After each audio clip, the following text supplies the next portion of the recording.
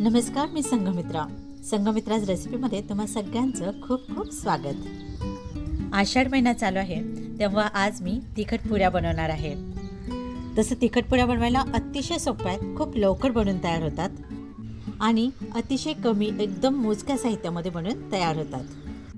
पुऱ्या एकदम टम्म फुगतात आणि तेलकट देखील बिलकुल होत नाहीत. तर एकदम खुसखुशीत मऊसूत अशा बनून तयार होतात.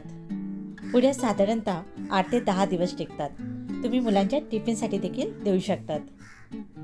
चला तर मग बनवायला सुरुवात करूयात.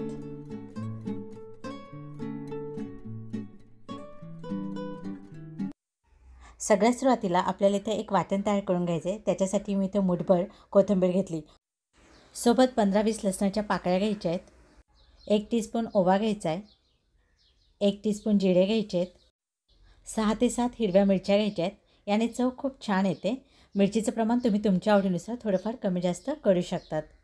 इथं मी याची पाणी न घालता पेस्ट तयार करून घेतली आहे. इथे मी 2 कप गव्हाचं पीठ घेतलं आहे. आपलं चपातीचं नेहमीचं जे रेग्युलर पीठ आहे तेच मी इथं घेतलेलं आहे. अर्धा कप तांदळाचं पीठ घ्यायचं आहे. तांदळाच्या पिठाऐवजी तुम्ही बेसन पीठ किंवा ज्वारीचं पीठ घेतलं तरी चालेल. याच्यामुळे पुऱ्यांना छान एक खुसखुशीतपणा येतो. दोन्ही पीठ एकत्र करून घ्यायचं आहे. आता याच्यामध्ये आपल्याला तेलाचं मोहन घालायचं आहे. त्याच्यामध्ये थोडंसं पीठ मी पसरून घेते. इथं मी 2 चमचे तेल तापायला ठेवलं आहे. तेल चांगलं गरम होऊ द्यायचं आहे. एकदम कडकडीत गरम होऊ द्यायचं आहे. एकदम वाफ निघेपर्यंत गरम नाही करायचं आहे. तेल चांगलं कडकडीत गरम झालं की पिठावर घालून घ्यायचं आहे. तेल गरम आहे तेव्हा सुरुवातीला चमच्याने तेल पिठामध्ये मिक्स करून घ्यायचं आहे. तेल हात लावण्याइतपत थंड झालं आहे तेव्हा आता हातानेच मिक्स करून घेते. व्यवस्थित मिक्स करून घ्यायचं म्हणजे तेल पिठाला सगळीकडनं एकसारखं लागतं.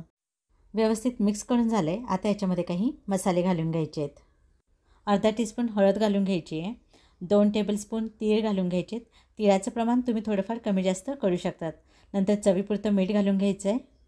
आता आपण जे मिरची, कोथिंबीर, लसूण, जिरे आणि ओव्याचं वाटण केलं होतं ते याच्यामध्ये घालून घ्यायचं आहे. आता हे सगळं व्यवस्थित मिक्स करून घ्यायचं आहे. सगळे मसाले पिठाला व्यवस्थित लागले पाहिजेत. नंतर पीठ मळून घ्यायचं आहे. मी वाटण तयार केलं होतं त्याच मिक्सरच्या भांड्यामध्ये पाणी घेतलं आहे. आता गरजेनुसार पाणी घालून पीठ मळून घ्यायचं आहे. पुरीसाठी आपण ज्या पद्धतीनं पीठ मळतो ना त्याच पद्धतीने पीठ मळून घ्यायचं आहे. पीठ थोडंसं घट्टसरच ठेवायचं आहे. चपातीच्या पिठाप्रमाणे सैलसर ठेवायचं नाही आहे. पीठ मळून झालं आहे. तुम्ही बघू शकताय पीठ मी पुरीप्रमाणे थोडंसं घट्टच ठेवलेलं आहे.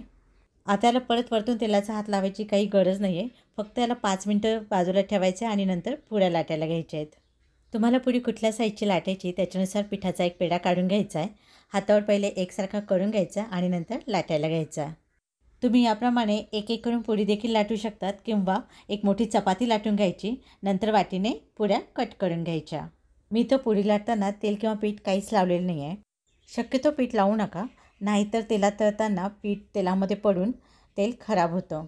अगदीच वाटलं तर पुरी लाटताना थोडासा तेलाचा हात लावून घ्यायचा. इथं माझी पुरी लाटून तयार झाली.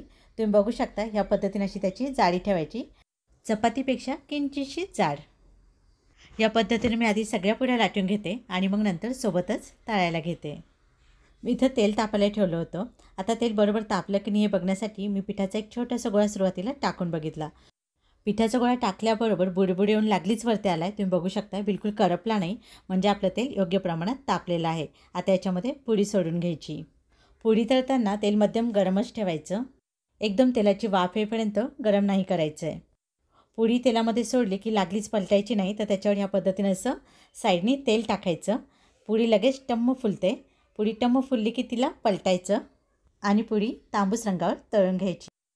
पुरी तळताना गॅस पूर्णपणे मीडियम टू हाय फ्लेमवरच ठेवायचा, म्हणजे पुऱ्या छान फुलतात. पुरीला छान सोनेरी रंग आला आहे. तेल निथळायचं आणि पुरी काढून घ्यायची. ह्या पद्धतीने मी सगळ्या पुऱ्या तळून घेते. माझ्या सगळ्या पुऱ्या तळून झाल्या आहेत. तुम्ही बघू शकताय सगळ्या पुऱ्या आपल्या किती छान टम्म फुगल्या आहेत. शिवाय बिलकुल तेलकट देखील झालेल्या नाही आहेत. तर पुऱ्या एकदम खुसखुशीत आणि अतिशय मऊसूत झालेल्या आहेत. तुम्ही बघू शकताय पुरीला पापुद्रा देखील किती छान आलेला आहे. शिवाय पुऱ्यांना रंग देखील खूप सुंदर आलेला आहे. तेव्हा तुम्ही देखील नक्की बनवून बघा. आय होप आजचा व्हिडिओ तुम्हाला नक्की आवडला असेल तर तसं मला कमेंटमध्ये नक्की कळवा. सोबत लाईक करा, शेअर करा आणि सबस्क्राईब करायला विसरू नका. पुन्हा लवकरच भेटूयात एखाद्या छानशा रेसिपीसोबत. तोपर्यंत खूप खूप धन्यवाद.